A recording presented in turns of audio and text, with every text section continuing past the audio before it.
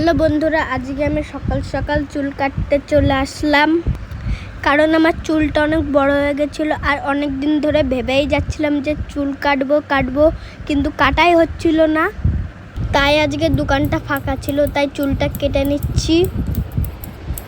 বন্ধুরা, আমার চুল অনেক বড় হয়ে গেছিলো, ওই জন্য আমি চুল কাটতে এসেছিলাম। আর আমার চুল কাটা কমপ্লিট হয়ে গেছে, এখন আমি বাড়ির দিকে যাব।